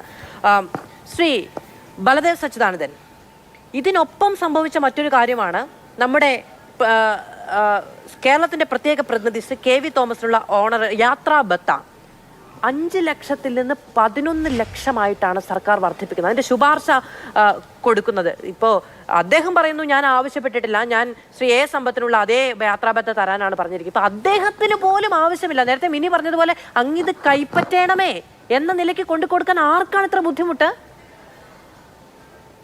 ഇവിടെ പ്രധാനമായിട്ട് 2 കാര്യങ്ങൾ ചർച്ചയ്ക്ക് വന്നു. ഒന്ന്, നമ്മുടെ ആശാ വർക്കേഴ്സിന്റെ, ശരിയാണ്, അവർക്ക് വളരെ ബുദ്ധിമുട്ടുള്ള സാഹചര്യത്തിലാണ് അവർ ജീവിക്കുന്നത്, അവർക്ക് കൂടുതലായിട്ട് വേതനങ്ങൾ കൊടുക്കേണ്ടതായിട്ടുണ്ട്.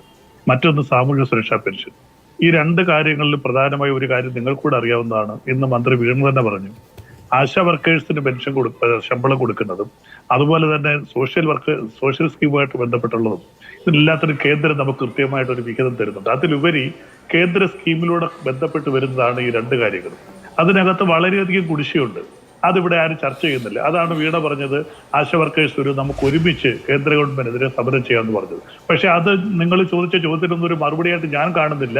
കാര്യം വളരെ കൂടുതൽ സാമ്പത്തിക ബുദ്ധിമുട്ടുമായിട്ട് മുന്നോട്ട് പോകുമ്പോൾ ഇത്രയും വലിയൊരു ഹൈക്ക് എന്ന് പറയുമ്പോൾ 60% കൂടുതലാണ് ഒറ്റയടിക്ക് PSC മെമ്പർമാരുടെ ശമ്പളം കൂട്ടിയിരിക്കുന്നത്. 20 വർഷത്തിന് ശേഷമാണ് അത് കൂട്ടിയത് എന്നുള്ളൊരു ന്യായീകരണമൊന്നുമല്ല. അത്രയും കൂടുതൽ സാമ്പത്തിക ശേഷി ഇപ്പോൾ നമ്മുടെ കേരളത്തിൽ താങ്ങാനുള്ള കഴിവില്ല.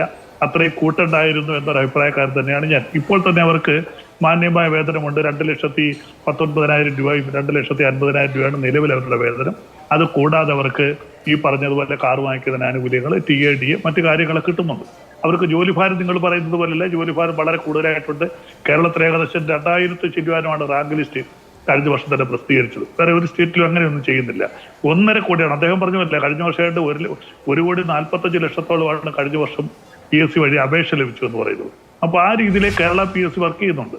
പക്ഷെ അത്രയും വലിയൊരു ശമ്പളം വേണോ എന്നൊരു ചോദ്യമുണ്ട്. കാരണം അതിനേക്കാൾ കൂടുതൽ ജോലി ചെയ്യുന്നവർക്ക് അതിന്റെ 1/4 പോലും ശമ്പളം കിട്ടുന്നില്ല. ഒന്നത്. മറ്റൊന്ന്, പ്രത്യേകിച്ച് ഇതിനകത്ത് സ്പെസിഫൈഡ് ക്വാളിഫിക്കേഷൻ ഇല്ല. പക്ഷെ സ്പെസിഫൈഡ് ക്വാളിഫിക്കേഷൻ ഇല്ലെങ്കിൽ പോലും മിനിമം ഒരു ഡിഗ്രി ഇല്ലാത്തവരെ ആരെയും കേരളത്തിൽ പബ്ലിക് സർവീസ് കമ്മീഷനായിട്ട് എടുക്കാറില്ല. ഏറ്റവും പ്രധാനമായിട്ട് ആദ്യമായിട്ട് അതാണ് ചോദിക്കുന്നത്. പിന്നെ ഉദ്യോഗസ്ഥർ വരുന്നവരെല്ലാവരും നല്ല റാങ്കിൽ ഇരിക്കുന്നവരോ ആ റാങ്കിന്റെ പെൻഷൻ പറ്റുന്നവരോ ഒക്കെ ആയിട്ട് വരുന്നു. അവരുടെ ഏജ് ലിമിറ്റ് ഉണ്ട്. അതും സെൻട്രൽ സ്റ്റാറ്റ്യൂട്ടാണ് 6 years or 62 years എന്ന് പറയുന്നത്. അപ്പൊ ഇതിനകത്ത് എല്ലാത്തിനകത്തും ചില പോരായ്മകൾ ഉള്ളതായിട്ട് തുറന്ന് ഞാൻ സമ്മതിക്കുകയാണ്. ഇത്രയും ഒരു ഹൈക്ക് വേണ്ടിയിരുന്നില്ല. പക്ഷേ ആ ഹൈക്ക് മൂലമാണ് ആശാ വർക്കേഴ്സിനോ സാമൂഹ്യ സുരക്ഷാ പെൻഷനോ കൊടുക്കാതിരിക്കുന്നത്. അങ്ങനെ ഇവിടെ ആരും പറയുന്നില്ല. അഡ്വക്കേറ്റ് ബലദേവ് സച്ചിദാനന്ദൻ, ഇത് തമ്മിൽ ഒരു ബന്ധവുമില്ല. പക്ഷേ ഈ കമ്മിറ്റ്മെന്റ് എന്ന് പറയുന്നത് സർക്കാരിൻ്റെതാണ്. എവിടെയാണ് ചെലവഴിക്കേണ്ടത്, ആരെയാണ് പരിഗണിക്കേണ്ടത് എന്നുള്ളത് അടിസ്ഥാനപരമായ സർക്കാരിന്റെ കാര്യമല്ലേ? ഇപ്പൊ ഞാൻ അങ്ങോട്ട് ചോദിച്ച ചോദ്യം, KV തോമസിന്റെ യാത്രാ ബത്ത 5 ലക്ഷമായിരുന്നു. അദ്ദേഹം കേരളത്തിന്റെ പ്രത്യേക പ്രതിനിധിയായി ഡൽഹിയിൽ പോയി താമസിക്കുന്നു. അദ്ദേഹത്തിന് ആനുകൂല്യങ്ങൾ, വാഹനങ്ങൾ, താമസ ചിലവ്, ഈ വകയെല്ലാം അവിടെ. യാത്രാ ബത്ത 5 ലക്ഷത്തിൽ നിന്ന് 11 ലക്ഷമായി വർദ്ധിപ്പിക്കുന്നു. 11 ലക്ഷം ചെലവഴിച്ച് കേരളത്തിലേക്ക് വന്നും പോയും ഇദ്ദേഹം ചെയ്യുന്ന സേവനം എന്താണ്? ഞാൻ അദ്ദേഹം എന്നുദ്ദേശിക്കുന്നത് KV തോമസിന് വ്യക്തിപരമായല്ല, ഈ പ്രത്യേക പ്രതിനിധി അല്ല. അത് അദ്ദേഹം ക്യാബിനറ്റ് റാങ്ക് കൊടുത്ത് ഡൽഹിയിൽ നിൽക്കുന്ന ഒരാളാണ്. കേരളത്തിന്റെ കാര്യങ്ങൾ കാലാകാലങ്ങളിൽ കേന്ദ്ര ഗവൺമെന്റുമായിട്ടും ബന്ധപ്പെട്ട ഡിപ്പാർട്ട്മെന്റുകളായിട്ടും ബന്ധപ്പെടാൻ അദ്ദേഹത്തെ നിയോഗിച്ചിരിക്കുന്നു. നേരത്തെ ആ സ്ഥാനത്ത് ക്യാബിനറ്റ് റാങ്ക് കൊടുത്തിരുന്നത് സമ്പത്തിനായിരുന്നു. സമ്പത്ത് ചെയ്തുകൊണ്ടിരുന്ന, സമ്പത്തിന് കൊടുത്തുകൊണ്ടിരുന്ന ഈ പോസ്റ്റ് അവിടെ വന്നപ്പോൾ മുതൽ അത് വിവാദത്തിന് കാരണമാണെന്ന് അങ്ങേക്ക് അറിയാവുന്നതാണ്. ഇന്ന് മന്ത്രി വീണ ജോർജ് പറഞ്ഞത് കേന്ദ്രം തരാനുണ്ട്, കേന്ദ്രത്തിൽ പോയി സമരം ചെയ്യാൻ ഞാൻ ഒപ്പം ഉണ്ടാകുമെന്ന്. മന്ത്രി ഒപ്പം ഉണ്ടാകുന്നു. എന്തിനാണ് മന്ത്രി പോകുന്നത്? അതിനാണ് നമ്മൾ ശ്രീ KV തോമസിനോട് നിയോഗിച്ചിരിക്കുന്നത്. വേറൊരു കാര്യം ചോദിക്കട്ടെ, ലോക്സഭാ തെരഞ്ഞെടുപ്പ് കഴിഞ്ഞ് MP-മാരെ അയക്കുന്നത് എന്തിനാണ്? കേരളത്തിന്റെ പ്രതിനിധികളായിട്ടാണ്. അവരുടെ പണിയാണ് വാങ്ങിച്ചുകൊണ്ട് വരിക എന്നുള്ളത്. പണ്ടും കേരളത്തിലെ പ്രതിനിധികൾ ഉണ്ടായിട്ടുണ്ട്. അതാണ് ഞാൻ ചോദിച്ചത്. കേരളം വോട്ട് ചെയ്ത്, ജനം വോട്ട് ചെയ്ത് അവിടെ MP-മാരെ അയക്കുന്നത് എന്തിനാണ്? ഈ പറയുന്ന കേന്ദ്ര സർക്കാരുമായുള്ള ആശയവിനിമയം നടത്തി കേരളത്തിന് ആവശ്യമായ അവകാശങ്ങൾ നേടിയെടുക്കാൻ വേണ്ടിയല്ലേ? പിന്നെന്തിനാണ് വേറൊരു പ്രതിനിധി? അവരുടെ സഭയിലാണ് പ്രതികരിക്കുന്നത്. അത് കേരളത്തിലെ സഭയ്ക്ക് പുറത്ത് MP-മാർക്ക് സംസാരിച്ചുകൂടെ? അല്ല, ഈ ഉണ്ടാകാം. അതിനകത്ത് ഞാൻ എതിർക്കുന്നൊന്നുമില്ല. പക്ഷേ ഒരു പ്രത്യേക കാര്യങ്ങൾ ഒരാൾ ഉത്തരവാദിത്തത്തോടുകൂടി ഏറ്റെടുത്ത് ചെയ്യാൻ വേണ്ടിയാണ് ഒരു പ്രത്യേക, അത് എല്ലാ ഗവൺമെന്റും ഒരു പ്രത്യേക പ്രതിനിധി ഡൽഹിയിൽ നിയോഗിക്കാറുണ്ട്. പക്ഷെ പലരും ക്യാബിനറ്റ് റാങ്ക് കൊടുക്കുക, അല്ലാതെ ഞാൻ അംഗീകരിക്കുന്നു. ക്യാബിനറ്റ് റാങ്ക് സമ്പത്തിന് കൊടുത്തു, KV തോമസിന് കൊടുത്തു. ആ ക്യാബിനറ്റ് റാങ്ക് കൊടുക്കുമ്പോൾ അതിന് ആനുപാതികമായിട്ട് അവരുടെ TA-യും DA-യും ഒക്കെ ഉയർത്തി കൊടുക്കേണ്ടതായിട്ടുണ്ട്. അത് കാലാകാലങ്ങളിൽ എല്ലാ ഗവൺമെന്റും ചെയ്യുന്നതാണ്. ഇതിന് തമാശ എന്താണെന്ന് അറിയുമോ അഡ്വക്കേറ്റ് ബലദേവ് സച്ചിദാനന്ദൻ? ഇത് KV തോമസിന് ആവശ്യമില്ലത്രേ. അദ്ദേഹം പറയുന്നത് ഞാൻ ആവശ്യപ്പെട്ടിട്ടില്ല, ഞാൻ ശ്രീ A സമ്പത്തിന് കൊടുത്ത അതേ ബത്തയാണ് ആവശ്യപ്പെട്ടിരിക്കുന്നത് എന്ന്. ഇത് ഇവിടെ ആരോ ഉണ്ടിരിക്കുമ്പോൾ ഒരു ഉൾവിളി തോന്നുകയാണ്, അയ്യോ നമ്മുടെ KV തോമസ് അല്ലേ, അദ്ദേഹത്തിന് ഇത്ര കൊടുത്താൽ പോരല്ലോ എന്ന്. നമുക്ക് പൈസ ഉണ്ടല്ലോ, നമ്മളപ്പോ ഒരു 11 ലക്ഷം. അത് ഒരു കാര്യം. അങ്ങനെയാണെങ്കിൽ ഈ KV തോമസിന്റെ പണി എന്താണ് അവിടെ? ഇപ്പോഴിരിക്കുന്ന ഈ PSC മെമ്പർമാരും മൊത്തത്തിൽ ഇടതുപക്ഷ മുന്നണി പോസ്റ്റ് ചെയ്ത PSC മെമ്പർമാരാണ്. അവരാരും ഞങ്ങൾക്ക് ശമ്പളം കൂട്ടി തരണമെന്ന് ആവശ്യപ്പെട്ടിട്ടില്ല. അവരൊരു സമരവും ചെയ്തിട്ടില്ല. പക്ഷേ 2006 ശമ്പള പരിഷ്കരണം നടന്നു. ഇപ്പോൾ 20 വർഷം കഴിയുന്നു.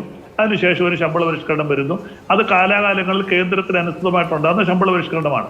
പക്ഷെ അതുകൊണ്ട് ആശാ വർക്കേഴ്സിനും ഒക്കെ കൊടുക്കണമെന്ന താല്പര്യക്കാർ തന്നെയാണ് ഞങ്ങൾ പരമാവധി. അപ്പൊ അതിനുള്ള സാമ്പത്തിക പ്രതിസന്ധിയുണ്ട്. ഈ സാമ്പത്തികം PSC മെമ്പേഴ്സിന്റെ കാര്യം പോലുമല്ല അഡ്വക്കേറ്റ് ബലദേവ് സച്ചിദാനന്ദൻ പറഞ്ഞത്. ഞാൻ KV തോമസിന്റെ കാര്യം സ്പെഷ്യലായി നമ്മൾ ചർച്ചയുടെ 2ാം ഘട്ടത്തിൽ എടുത്തു പറയുകയാണ് ചെയ്തത്.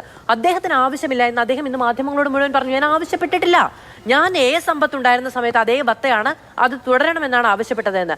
അങ്ങനെ അദ്ദേഹത്തിന് ആവശ്യമില്ലാത്തൊരു ബത്ത ഏതാണ്ട് 100% വർധനവോടുകൂടി നമ്മൾ പ്രാബല്യത്തിൽ വരുത്തുകയാണ്. നമുക്ക് അത്രയേറെ സാമ്പത്തിക ശേഷി, നമ്മുടെ ഖജനാവ് ഇങ്ങനെ നിറകുടം പോലെ നിറഞ്ഞു തുളുമ്പുന്നത് കൊണ്ടാണോ എന്നൊരു അത്ഭുത പ്രകടനമായി അങ്ങ് അതിനെ കണ്ടാൽ മതി. അല്ല, ശരിയാണ്. നമ്മൾ സാമ്പത്തികമായിട്ട് വളരെ പിന്നിലാണ്. ശ്രീ ശബരിനാഥ് പറഞ്ഞ വളരെ കറക്റ്റാണ്. കുറെ അധികം പദ്ധതികൾ ഗവൺമെന്റ് വെട്ടിച്ചുരുക്കിയിട്ടുണ്ട്. പക്ഷെ ചെയ്യേണ്ട കാര്യങ്ങൾ, അനിവാര്യമായിട്ട് ചെയ്യേണ്ട ചില കാര്യങ്ങളാണ്. ഒരാളിനെ ക്യാബിനറ്റ് റാങ്കിൽ അവിടെ നിയമിച്ചിരിക്കുമ്പോൾ അദ്ദേഹം ചോദിച്ചില്ലെങ്കിൽ പോലും അദ്ദേഹത്തിന് ആനുകാലികമായ ക്ഷാമബദ്ധ, അതായത് ഇവിടുത്തെ ഒരു മന്ത്രിമാർ കൊടുക്കുന്ന രീതിയിലുള്ള ആനുകൂല്യങ്ങൾ ക്യാബിനറ്റ് റാങ്കിൽ വരുന്ന എല്ലാവർക്കും. ആനുകാലികം എന്ന് അങ്ങ് പറഞ്ഞല്ലോ, ആ വാക്ക് പ്രധാനമാണ്. ഇന്ന് 100%ആണോ ആനുകാലികം? അങ്ങനെ ആനുകാലികമായി അത് ഇക്വലന്റ് ചെയ്യുകയാണ്. അല്ലാതെ പുതുക്കി കൊടുക്കുന്നതല്ല. അത് നേരത്തെ കൊടുക്കാതിരുന്നത് ഇവിടുത്തെ ഒരു ക്യാബിനറ്റ് മിനിസ്റ്റർക്ക് എത്ര രൂപ ടി എ എടുക്കാവോ ഡി എ എടുക്കാവോ അതിന് ആനുകാലികമായിട്ട് ആർക്കൊക്കെ ക്യാബിനറ്റ് റാങ്ക് ഉണ്ടോ അവർക്കൊക്കെ കൊടുക്കണം. ശരി, അല്ല കുഴപ്പമില്ല. വട്ടത്തിലിരുന്ന് അവനവന്റെ ടി എയും ഡി എയും അവനവൻ തന്നെ തീരുമാനിക്കുകയും അവനവന്റെ ആനുകൂല്യങ്ങൾ അവനവൻ തന്നെ പുതുക്കുകയും ചെയ്യുന്ന സംവിധാനമാണല്ലോ നമ്മൾ ജനാധിപത്യത്തിൽ അനുവദിച്ചു കൊടുത്തിരിക്കുന്നത്. അപ്പോൾ എനിക്കിത്ര കിട്ടണമെന്ന് ഞാനും നിനക്കിത്ര ഞാൻ തരാമെന്ന് അദ്ദേഹവും തീരുമാനിക്കുന്ന സംവിധാനമാണല്ലോ. അപ്പൊ പിന്നെ അങ്ങോട്ടും ഇങ്ങോട്ടും കൂട്ടിക്കൊടുക്കുക, അങ്ങോട്ടും ഇങ്ങോട്ടും വാങ്ങി പെട്ടിയിൽ വെക്കുക എന്നതിനപ്പുറത്തേക്ക് ചെയ്യേണ്ടതില്ല എന്ന് തോന്നുന്നു. ഒരു സെക്കൻഡ്, അതിനൊരു മറുപടി ശബരിനാഥോട് പറയണം. കാര്യം MLA-മാർക്ക് ശമ്പളം കൂട്ടുമ്പോഴും അവർക്ക് ക്ഷാമത്തെ കൂട്ടുമ്പോഴും 140 MLA-മാരും ഒരുമിച്ച് നിൽക്കും. അതിനകത്ത് ഒരാളും എതിർക്കാറില്ല. ശബരിനാഥ് ഇരുന്നപ്പോഴും എനിക്ക് തോന്നുന്നു ഒരു പ്രാവശ്യം ഉമ്മൻചാണ്ടി ഗവൺമെന്റ് ഭാഗത്തൊരു പ്രാവശ്യം കൂട്ടിയിട്ടുള്ളതാണെന്ന് തോന്നുന്നു. അപ്പൊ അതുകൊണ്ട് ഇപ്പോഴും അങ്ങനെയാണ്. അവരുടെ ക്ഷാമത്തെ ആനുകൂല്യങ്ങൾ കൂട്ടുമ്പോൾ അതുകൊണ്ടാണല്ലോ നമ്മൾ ഈ പറയുന്ന കണ്ണാടി കണക്കും കാര്യങ്ങളും ഒക്കെ വരുമ്പോൾ ജനം ഇങ്ങനെ വായിൽ വിരൽ വെച്ച് ഇങ്ങനെ ഇരിക്കുന്നത്. എന്താണ് മിണ്ടേണ്ടത്, ഇനി എന്ത് പറഞ്ഞിട്ട് എന്താണ് കാര്യമെന്ന് പറഞ്ഞു നിൽക്കുന്നത്. ഒരു മിനിറ്റ്, ഞാൻ അങ്ങിലേക്ക് വരാം. ശ്രീ ഡോക്ടർ സെൽവരാജ്, ഇപ്പോൾ ശരിയാണ്, 20 വർഷമായി ഒരു തൊഴിൽ ചെയ്യുന്നവർക്ക് ശമ്പളം പരിഷ്കരിച്ചിട്ടില്ല എന്ന് പറയുന്നത് സാധാരണഗതിയിൽ നടപ്പിലാകുന്ന ഒന്നല്ല. 20 വർഷമല്ല, 2006 ഇപ്പോൾ 2025 വേണ്ടതാണ്. അതിൽ ആനുകാലികമായി എന്ന് പറയുന്ന ഒരിടത്താണ് നമ്മൾ തമ്മിലൊരു അഭിപ്രായ വ്യത്യാസം ഉണ്ടാവുകയും അദ്ദേഹം തന്നെ നേരത്തെ പറയുകയും ചെയ്തത് അതിൽ മാന്യമായ ശമ്പളം ഇപ്പോഴും കിട്ടുന്നുണ്ട്, അതിൽ ഇത്രയധികം വർധന വേണമോ എന്ന ചോദ്യം ഉണ്ടാവുകയും ചെയ്യുന്നത്. ഇതിപ്പോൾ ഈ 8 പേർ 50% എന്നുള്ളതാണ്. 8 പേർ സർവീസിൽ നിന്ന് വരുന്നവരാണ്. അതിനപ്പുറത്തുള്ള ആളുകളുടെ ക്വാളിഫിക്കേഷൻ അദ്ദേഹം പറയുന്നു ഒരു ഡിഗ്രി, അത് വളരെ ബേസിക് ആയിട്ടുള്ളൊരു ക്വാളിഫിക്കേഷൻ ആണ് അല്ലേ. അതിനപ്പുറത്തേക്ക് ആരെ വേണമെങ്കിലും നിയമിക്കാം. ഈ 6 വർഷം തന്നെ പൂർത്തീകരിക്കേണ്ടതില്ല. അതിനു മുൻപ് ഈ കാലാവധി പൂർത്തീകരിച്ചാലും ഈ ജോലി നിർത്തുകയാണെങ്കിലും പെൻഷൻ അടക്കമുള്ള കാര്യങ്ങൾ, അതും ഈ പെൻഷൻ എന്ന് പറയുന്നത് ഏതാണ്ട് 45% ആണ്, 45% കിട്ടുന്നത്. ഈ രീതിയിലുള്ള വർധന എങ്ങനെയാണ് നമ്മുടെ ഒരു സാമ്പത്തികാവസ്ഥയ്ക്ക് കൃത്യമാകുന്നത്, അല്ലെങ്കിൽ അതിന് നിരക്കുന്നതാകുന്നത്? ഞാൻ ഒരു കാര്യം കൊണ്ട് ടച്ച് ചെയ്തോട്ടെ. ആശാ വർക്കേഴ്സിൻ്റെ പ്രതിനിധി ആളുകളാണ്, എനിക്ക് വളരെ സ്നേഹമുണ്ട്. അവരാവശ്യപ്പെടുന്നത് ന്യായമായ ആവശ്യമാണ്. അത് ഒരിക്കലും PSC മെമ്പറുമായിട്ട് ക്ലബ് ചെയ്യാൻ പാടില്ല. നിങ്ങൾ ചോദിക്കുന്നതും ന്യായമായ കാര്യം തന്നെയാണ്. അത് ഞാൻ 100% ഇത് ക്ലബ് ചെയ്യുന്നതല്ല കേട്ടോ, ഞാൻ സംശയലേശം തന്നെ പറയാം. ഇത് ക്ലബ് ചെയ്യുന്നതല്ല. ഒരൊറ്റ നിമിഷം, അതായത് 2 കാര്യങ്ങൾ ഒരുമിച്ച് ഡിസ്കസ് പറയേണ്ട കാര്യം എനിക്ക് പറയാനുള്ള സമയം തരണം. ഇത് അനാവശ്യമായി ചോദിക്കുന്നതല്ല. PSC റെഗുലേഷൻസ് അനുസരിച്ച് മെമ്പർമാരുടെ ചെയർമാൻ്റെയും മെമ്പേഴ്സിൻ്റെയും പാരിറ്റി തീരുമാനിച്ചിട്ടുള്ള, നേരത്തെ ഭരണഘടന അനുസരിച്ച് തീരുമാനിച്ചിട്ടുണ്ട്. അതനുസരിച്ച് ജുഡീഷ്യൽ പവർ ഈ മെമ്പേഴ്സിനും ചെയർമാനും ഉള്ളത് സാഹചര്യത്തിൽ ബഹുമാനപ്പെട്ട കോടതികൾ തന്നെ തീരുമാനിച്ചിട്ടുണ്ടെന്നാണ് ഈ ശമ്പള പരിഷ്കരണം ഇൻ പാരിറ്റി വിത്ത് ജില്ലാ judge session grade senior grade. അപ്പോൾ അവർക്ക് ശമ്പളം വർദ്ധിക്കുമ്പോൾ ബഹുമാന സുപ്രീം കോടതി തന്നെ വിധിയുണ്ട്. ജുഡീഷ്യൽ ഓഫീസേഴ്സിന് ശമ്പളം വർദ്ധിക്കുമ്പോൾ സ്വാഭാവികമായിട്ടും അതേ സ്കെയിൽ, അതേ പദവി, പ്രോട്ടോകോൾസ് പദവിയുള്ള ആൾക്കാർക്ക് കൂടണം. കഴിഞ്ഞ 2016 ശമ്പളം കൂടിയപ്പോൾ 2010 കിട്ടി, 12 കിട്ടി, 10 ജുഡീഷ്യൽ ഓഫീസറിന് വന്നു. അടുത്ത 16 മുതൽ വരുന്ന സെൻട്രൽ ഗവൺമെൻറ് റിവേഴ്സ് ചെയ്യുമ്പോൾ സ്വാഭാവികമായിട്ടും നമുക്ക് 16 മുതൽ കിട്ടേണ്ടതാണ്. പക്ഷേ ജുഡീഷ്യൽ ഓഫീസേഴ്സിൻ്റെ ശമ്പളം പരിഷ്കരിക്കാത്തത് കൊണ്ട് അത് 2022 പരിഷ്കരിച്ച് സർക്കാർ കേരള ഗവൺമെൻറ് ഓർഡർ ഇറക്കി അവർക്ക് അരിയർ ഉൾപ്പെടെല്ലാം കൊടുത്തു. അടുത്ത് ഞങ്ങളെ സംബന്ധിച്ച് വന്നപ്പോഴേക്കും ഈ ഒരു കൺഫ്യൂഷൻ അവിടെ വരുന്നു. പക്ഷേ ഒരു കാര്യം മനസ്സിലാക്കേണ്ടത്, ഒരിക്കൽ ഒരാൾ PSC മെമ്പറായി കഴിഞ്ഞാൽ അതിനുശേഷം 6 വർഷമായാലും സർവീസിൽ വന്ന ആളായാലും ശരി തന്നെ അയാൾ പിന്നെ സർക്കാരിന് ഒരു ജോലി അറിയാൻ എടുക്കാൻ പറ്റത്തില്ല, മറ്റൊരു സർവീസിന് ഇതില്ല. അപ്പം ജുഡീഷ്യൽ ഓഫീസേഴ്സിന് തുല്യമായി പാരിറ്റി വയ്ക്കുമ്പോൾ ന്യായമായും ആ പാരിറ്റി വരുമ്പോൾ നമുക്ക് അത് കിട്ടേണ്ടത് ആവശ്യം, അല്ലാതെ വെറുതെ അനാവശ്യമായി ചോദിക്കുന്നതല്ല. സാർ, 2 കാര്യം എനിക്ക് ചോദിക്കാനുണ്ട്. ഒന്ന്, PSC നമ്മൾ സർവീസിലിരിക്കുന്ന ആളുകളല്ല, കുറിച്ചല്ല നമ്മൾ പ്രാഥമികമായി പറഞ്ഞതെന്ന് ഞാൻ അങ്ങോട്ട് പറഞ്ഞു. എന്നിരുന്നാലും സർവീസിലിരിക്കുന്ന ആളുകൾ PSC മെമ്പർ ആകണമെന്ന താല്പര്യം അവരവർ പ്രകടിപ്പിക്കുന്നതല്ലേ? ആകാം, അല്ലാതിരിക്കാം. അവരവർ പ്രകടിപ്പിക്കുന്നതാണ്. എനിക്ക് PSC മെമ്പർ, അതിന്റെ കാരണം എന്താണെന്ന് വെച്ചിട്ടുണ്ടെങ്കിൽ ഈ സർവീസിലിരുന്ന് വാങ്ങിക്കുന്ന ശമ്പളത്തെക്കാൾ ഏറിയതാണ് PSCയുടെ സ്കെയിൽ എന്ന് പറയുന്നത്. അപ്പോൾ സ്വാഭാവികമായും ഒരു താല്പര്യം, രാഷ്ട്രീയമായി സർവീസ് സംഘടനകളിൽ ഉള്ള അവനവന്റെ സ്വാധീനം, ഇതൊക്കെ അനുസരിച്ചാണ് കാലാകാലങ്ങളിൽ ആളുകൾ PSCയിലേക്ക് പോകുന്നത്. ഇനി മറ്റൊരു സർവീസിലും ഇരിക്കാൻ കഴിയില്ല. സർ, ജോലി എടുക്കാതെ വീട്ടിലിരുന്ന് പെൻഷൻ വാങ്ങാം. ഈ ശമ്പളം, ഈ സർവീസ് എന്ന് പറയുന്ന ഇത്ര പ്രായപരിധി തികയ്ക്കേണ്ട ആവശ്യമില്ലാതെ ജോലി ചെയ്യാതെ മറ്റ് ആനുകൂല്യങ്ങൾ നേടി വീട്ടിലിരിക്കാം എന്ന് പറയുന്ന ഒരു എക്സ്ട്രാ പ്രിവിലേജ് അല്ലേ? ഞാൻ ചോദിക്കട്ടെ, ഇപ്പോഴും PSC മെമ്പറിന് കിട്ടുന്ന അടിസ്ഥാന ശമ്പളം 7290 രൂപ. കേരള സർവീസ് എവിടെയാണ് ഇപ്പോൾ 7220 ശമ്പളം വാങ്ങുന്നത്? 7220 അടിസ്ഥാന ശമ്പളമാണ്. DAയുടെ കണക്കൂടെ പറയാമോ? പറയട്ടെ, അത് ഞാൻ പറയട്ടെ. ചെയർമാൻ വാങ്ങി 76,000 രൂപ ശമ്പളമാണ്. അപ്പോൾ അത് അർഹമായി അവർക്ക് കാലാകാല റിവിഷൻ വരും. റിവിഷൻ വരാൻ താമസിച്ച കാരണം കൊണ്ട് വലിയ തുക വാങ്ങുന്നു എന്ന ന്യായീകരണമില്ല. അത് പ്രത്യേകം ഓർക്കണം. അപ്പോൾ ഇവിടെ എല്ലാ സർവീസിനും സ്റ്റേറ്റിലെ ജീവനക്കാർക്ക് ഇന്നത്തെ പ്രാവശ്യം എത്ര റിവിഷൻ കഴിഞ്ഞു? അടുത്ത ജുഡീഷ്യൽ ഓഫീസേഴ്സിന് 2022 അരിയർ ഉൾപ്പെടെ കൊടുത്തു, ആരും ചോദിക്കുന്നില്ല. ഹൈക്കോടതി ജഡ്ജിന് കൊടുത്തു, ഇവിടെ ചോദിക്കുന്നില്ല. ഇൻഫർമേഷൻ കമ്മീഷണർക്ക് കൊടുത്തു, ചോദിക്കുന്നില്ല. PSC വ്യക്തമായി സർക്കാരിന് കൊടുക്കുന്ന സർവീസ് കാലാവധി എത്രയാണ് സർ? ഏത് ഒരു സർവീസ് കാലാവധി മുഴുവനുമാണ്. PSC അംഗങ്ങളോ 6 വർഷം. അത് തന്നെ തികയ്ക്കണമെന്നില്ല. ഞാൻ ചോദിക്കട്ടെ, ഇപ്പൊ ഞാൻ ചോദിക്കുമായിരുന്നില്ല. കാലാകാലങ്ങൾ ഈ പറയുന്ന ഏത് ഭാഗത്തായാലും ഒരു മിനിസ്റ്ററുടെ PS ആയിരിക്കുന്ന എത്ര പേർക്ക് പേഴ്സൺ സഭയിൽ എത്ര പേർക്ക്? ഇത് നമ്മൾ നിരന്തരം ചോദിക്കുന്നു, അങ്ങും ചോദിക്കും, അങ്ങും ചോദിക്കും. നമ്മൾ നിരന്തരം ചോദിക്കുന്നത് PSC മെമ്പേഴ്സ്. ഞാൻ ഇത് പറയുന്നത് PSC മെമ്പർമാർ അധികമായ ശമ്പളം വാങ്ങുന്നു എന്നാണ്. 70,290 വാങ്ങിയുള്ള സംസ്ഥാന ജീവനക്കാരൻ ഇപ്പൊ എത്ര വാങ്ങുന്നു? 70,000 കണക്ക് പറയുന്നത് വലിയൊരു തെറ്റിദ്ധരിപ്പിക്കലാണ്. ഒരു മിനിറ്റ് സർ, 76,450 രൂപയാണ് നിലവിലത്തെ സ്കെയില്. സർ 223% DA, 100% DA എന്ന് പറയുമ്പോൾ ഒരു 76,000 കൂടി ആവും സർ. അപ്പൊ എത്രയായി സർ? റിവിഷൻ വരുമ്പോൾ എത്ര ശതമാനം DA? റിവിഷൻ അവിടെ നിൽക്കട്ടെ, നിലവിലുള്ളതെന്ന് പറഞ്ഞിട്ട് പോയാൽ നമുക്ക് റിവിഷനിലേക്ക് പോകാം. സർ 223% DA പ്ലസ് അടിസ്ഥാന ശമ്പളം 76,450 രൂപ എന്ന് പറയുമ്പോൾ മാസം കിട്ടുന്ന പൈസ എത്രയാണ് സർ? ഏതാണ്ട് 2.5 ലക്ഷം രൂപ അല്ലേ? ഈ 2.5 ലക്ഷം രൂപ പറഞ്ഞാണ് സാർ ഈ ദാരിദ്ര്യം പറയുന്നത്. 2.5 ലക്ഷം രൂപ ശമ്പളം വാങ്ങുന്നവരാണ് 6 വർഷക്കാലത്തെ ഒരു ടേമിൽ മാത്രം പണിയെടുത്ത് 2.5 ലക്ഷം രൂപ ശമ്പളം പിരിയുന്നതിന്റെ പിറ്റേ മാസം പെൻഷൻ വാങ്ങുന്നവരാണ് സാർ ഈ ദാരിദ്ര്യം പറയുന്നത്. ഇത് ജനം കേൾക്കില്ലേ സാർ? ഞാൻ ചോദിക്കട്ടെ, PSC മെമ്പർ എന്ന സർക്കാരിന്റെ റൂൾ അനുസരിച്ച് പല കാറ്റഗറി ആളുകൾ വരും. അത് നമ്മൾ സെപ്പറേറ്റ് കാണേണ്ട കാര്യമില്ല അതിനകത്ത്. സത്യത്തിൽ PSC മെമ്പർമാരെ സർക്കാർ ട്രാപ്പിലാക്കിയിരിക്കുകയാണ് യഥാർത്ഥത്തിൽ. കാരണം ഒരു വശത്ത് ആശാവർക്കർമാർ ഗതികേട് കൊണ്ട് സമരം ചെയ്യുമ്പോൾ അവരെ പരിഗണിക്കാതെ നിങ്ങൾക്ക് തരുന്നത് വഴി നിങ്ങളെ ഈ സമൂഹത്തിൽ അപമാനിക്കുകയാണ് ചെയ്യുന്നത്.